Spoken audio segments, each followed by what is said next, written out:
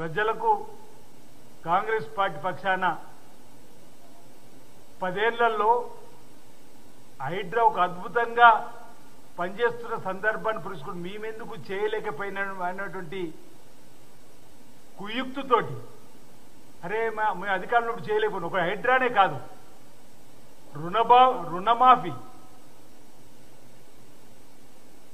ఇంచుమించు 18,000 కోట్లు 27 రోజులలో రైతుల ఖాతాలకు మళ్లించి నభుతో నా భవిష్యత్ అన్నట్టుగా గౌరవ ముఖ్యమంత్రి రేవంత్ రెడ్డి గారు రైతుల గుండెల్లో చెరగని ముద్ర వేసుకొని ఆ స్థానాన్ని సంపాదించుకుంటే విలవిలలాడుతూ 2014 నుంచి 18కి మీరు ఇచ్చింది 4 సార్లు పావలా పావలా పావలా పావలా అది 4,000 కోట్ల పైన 4,000 కోట్ల పైన 4,000 కోట్ల పైన 2018లో మీరు అధికారికి వచ్చి మళ్ళీ 1,00,000 రుణమాఫీ అని మొదటి సంవత్సరం 0 అనా పైస ఇవ్వలే, రెండవ సంవత్సరం 0 అనా పైస ఇవ్వలే, మూడవ సంవత్సరం కేవలం 409 కోట్లు ఇచ్చి చేతులు దులుపుకొని ఎన్నికలకు ముందు 13,000 కోట్లు ఇచ్చి అందులోకి వెళ్ళి 2,26,000 మంది రైతుల డబ్బు తిరిగి 1,400 పైచిలు కోట్లు ఇస్తే తిరిగి ఇవ్వని మీరు 2018 నుంచి 23 లోపల 20,000 కోట్లు ఇవ్వాల్సిన మీరు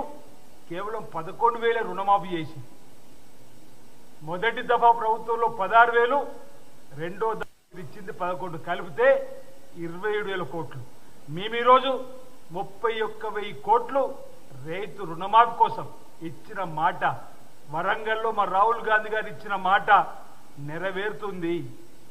ఏదో వరంగల్కు రాహుల్ గాంధీ గారు వస్తలేరు, ఈయన మాటలను విశ్వసిస్తలేడు. మా రాహుల్ గాంధీ గారికి మీ చెవులు ఎవడు చెప్పిండా? మా రాహుల్ గాంధీ గారి మెప్పు కోసమే మా ముఖ్యమంత్రి రేవంత్ రెడ్డి గారు ప్రయత్నం చేస్తున్నారు అంటున్నారు. మా రేవంత్ రెడ్డి గారు కాంగ్రెస్ పార్టీ కోసం చేసినటువంటి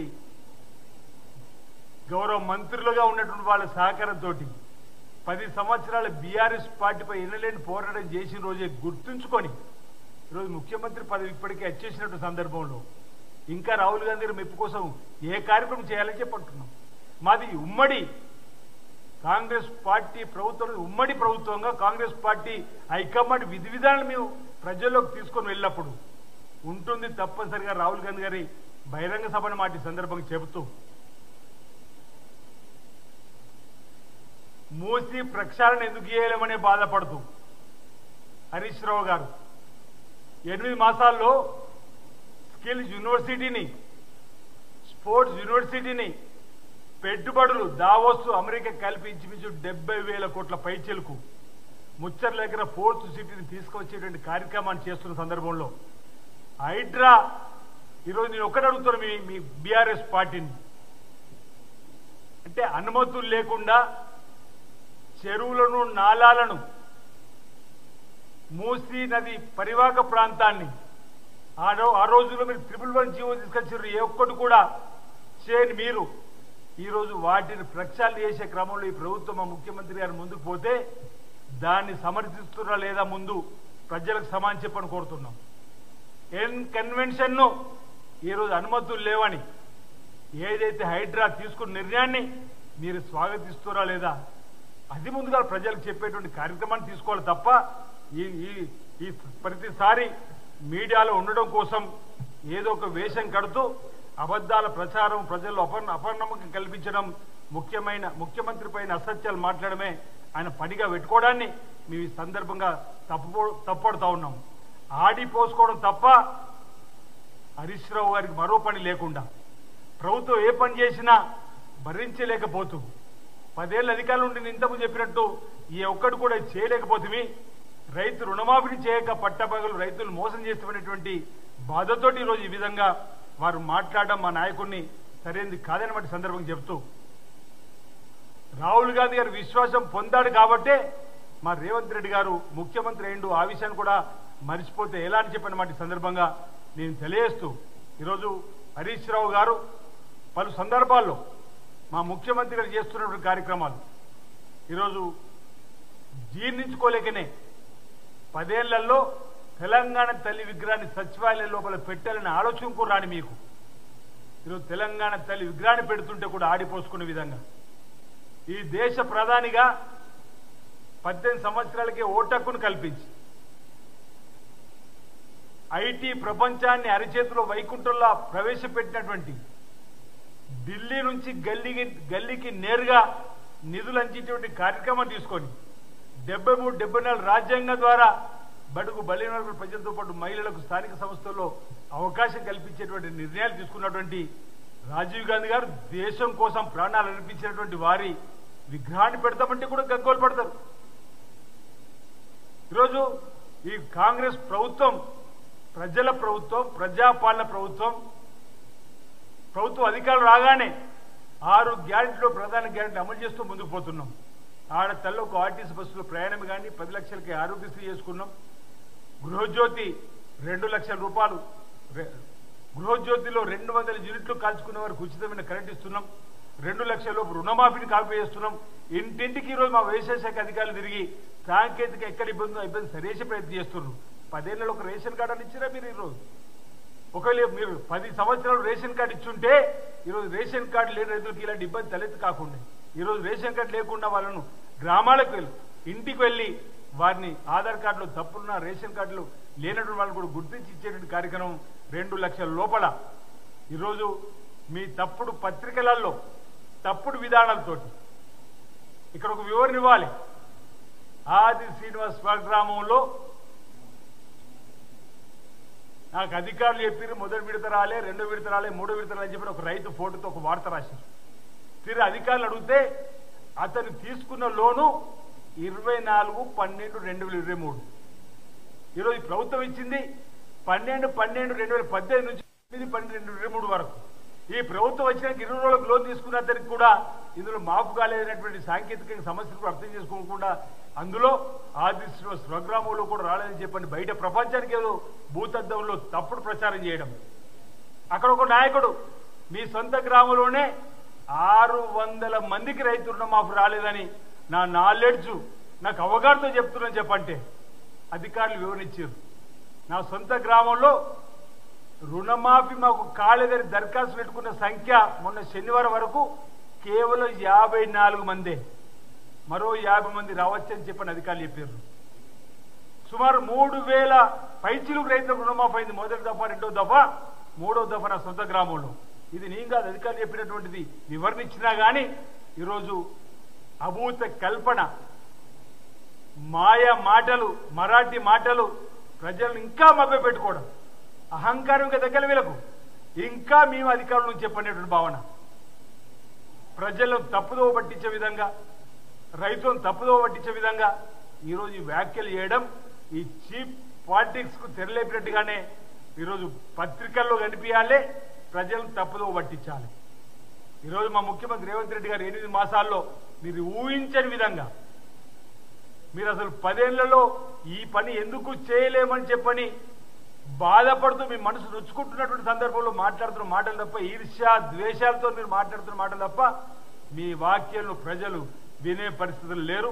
మీరు ఎన్ని మాయా మాటలు చెప్పినా ప్రజలు మా వింటున్నారు. ప్రజాపాలనలో మొదటి సమావేశం అయింది. సెప్టెంబర్ 17న మరో ప్రజాపాలన కూడా తెరదీసి ప్రజా సమస్యల పరిష్కారం ధ్యేయంగా పనిచేస్తే ప్రభుత్వం ముందుకు పోతుంది. మీరు ఎన్ని కారు కూతలు కూసినా, ఎన్ని విధాలుగా ప్రభుత్వాన్ని ఇబ్బంది పెట్టాలని చూసినా ప్రజలు తప్పనిసరిగా కాంగ్రెస్ పార్టీకి ఆశీర్వదిస్తారని చెప్పిన మాట ఈ సందర్భంగా తెలియజేస్తూ మరోసారి ఈ చీప్ పాలిటిక్స్ కు ఈరోజు ఏదైతే సోది మాటలు మానుకోవలసిందిగా కోరుతా ఉన్నాను.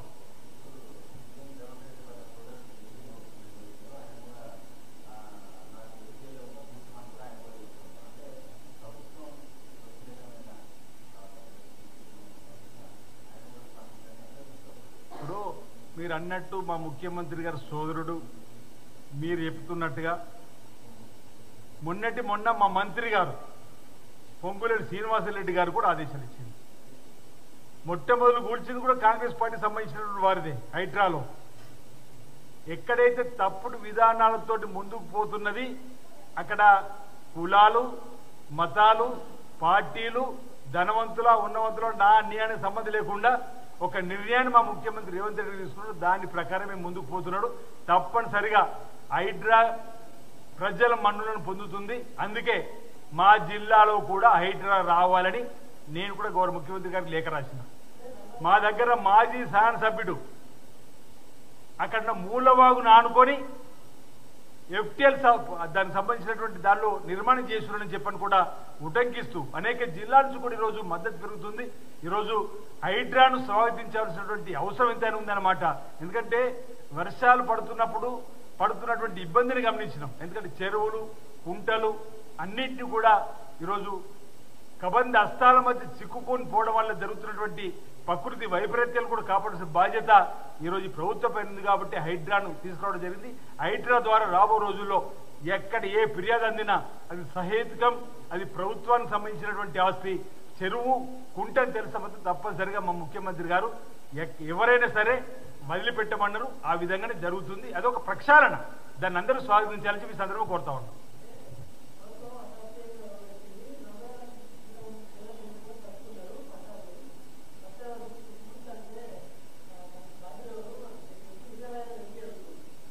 ఇప్పుడు భారతీయ జనతా పార్టీ వాళ్ళ రాష్ట్రాల్లో బుల్డోజర్లు తీసుకుపోతారేమో, మాది బుల్డోజర్ సంస్కృతి, తప్పు చేసిన వాడిని మేము ఎక్కడ విడిచిపెట్టామంటారు.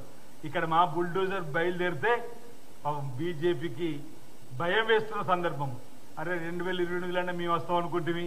ఈరోజు రేవంత్ రెడ్డి గారి ముఖ్యమంత్రి పరిపాలనలో ప్రజలందరూ కూడా ఇక మమ్మల్ని ఇక్కడ చూసుకుంటారని చెప్పినటువంటి వారు కూడా అంటే ఈర్ష్య అనేటువంటి భావన వచ్చే మాట మాట్లాడినట్టుగా మేము భావిస్తున్నాం.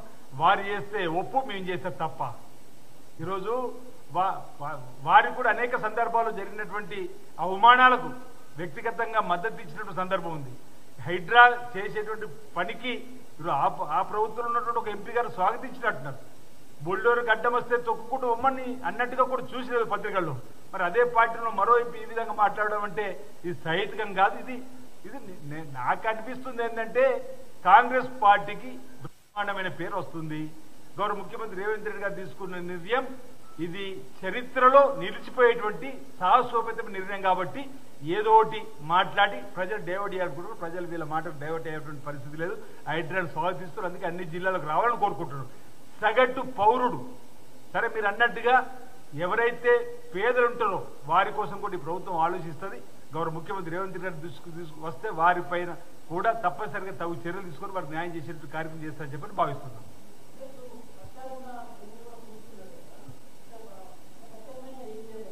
సరే ఇప్పుడు పట్టా భూములు అంటే తప్పుడు పద్ధతిలో పట్టా పొందుతుంది తప్పే కదా. పట్టా ఉండడం వేరు, ఆ పట్టా పొందడానికి అక్కడ అర్హుడా లేదని చూడాలి. ఇప్పుడు హైడ్రా చేసే పని అది. ఈరోజు చెరువులలో పట్టా తీసుకుంటే ఎట్లా నిలుస్తుంది, కుంటలల్లో చెరువు తీసుకుంటే ఎట్లా నడుస్తుంది, ఎఫ్టీఎల్ ప్రాంతంలో పట్టా తీసుకుంటే ఎట్లా నడుస్తుంది. కాబట్టి మనం ప్రభుత్వానికి సంబంధించినటువంటి ఆస్తిగా ఎక్కడ కనిపించినా అక్కడ అక్రమ కట్టడంగా గుర్తించి ఈరోజు నోటీసు ఇస్తూ కూల్చివేసేటువంటి కార్యక్రమం జరుగుతూ ఉంది.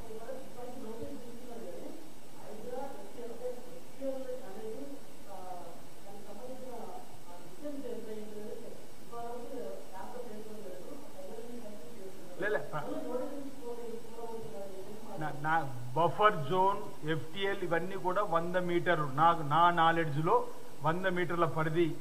ఆ ప్రాజెక్టు ప్రమాణాన్ని బట్టి, చెరువు ప్రమాణాలను బట్టి, కుంటను ప్రమాణం బట్టి వాగులు కూడా ఈరోజు 10 మీటర్ల వాగుకు, 20 మీటర్ల వాగుకు, 70 మీటర్ల వాగుకు డిస్టెన్స్ బఫర్ జోన్ అనేది క్లియర్గా నీటిపారుదల శాఖలో ఉంది. దానికి అనుగుణంగా నాకున్న సమాచారం గ్రామాల్లో వెళ్ళేటువంటి వాగులకైతే ఇంచుమించు 5 నుంచి 6 మీటర్లు, కాస్త పెద్ద వాగు అయితే 15 మీటర్లు, ఇంకాస్త పెద్ద వాగు మన మూల వాగు, నక్కవాగు లాంటి ప్రాంతాలలో 20 మీటర్లు కూడా బఫర్ జోన్కు చూపిస్తారు. అంటే వరదలు ఉధృతిగా వచ్చినప్పుడు ఇబ్బంది తలెత్తకుండా చూడండి. ఆ వాటిని కూడా ఆక్రమించుకున్నటువంటి వాటిని కూడా తొలగిస్తామంటే అది వద్దంటే ఈరోజు రేపు వర్షాలు పడ్డప్పుడు గ్రామాలు మునిపోయే పరిస్థితి వచ్చేటి ఉంటే అంటే వాళ్ళలాగా అంటే కాళేశ్వరం నిర్మించి 1,00,000 కోట్లు వృధా చేసి కుంగిపోయే విధంగా చేసినటువంటి విధానం అది. అంటే వాళ్ళు చేసేటువంటి ఆరోపణలు సహేతుకంగా తప్పనిసరిగా ప్రభుత్వం నియమ నిబంధనలకు అనుసరించే మైనర్ మేజర్ ఇరిగేషన్ సంబంధించి నియమ నిబంధనలు అనుసరించి అందులో అక్రమ కట్టడాలు ఉంటే వాటిని తొలగించేటువంటి కార్యక్రమం హైడ్రా ద్వారా ఈరోజు సిటీ పరిధిలో చేస్తున్నటువంటి ఉంది. తర్వాత కూడా మేము కోరుతున్నాం జిల్లాలకు రావాలి. జిల్లాలు కూడా ఈ పరిస్థితి జిల్లాలు కూడా కొన్ని జిల్లాలు కుంటాలు చెరువులు కూడా ఏది ఆక్యుపై చేసుకున్న వాగుల పక్కన నిర్మాణం జరిగిన వాటిని కూడా తొలగించడానికి కోసం మేము ముఖ్యమంత్రి గారు లేఖ కూడా ఈ మధ్యలో రాయడం జరిగిందన్నమాట తెలియజేస్తా ఉన్నాం.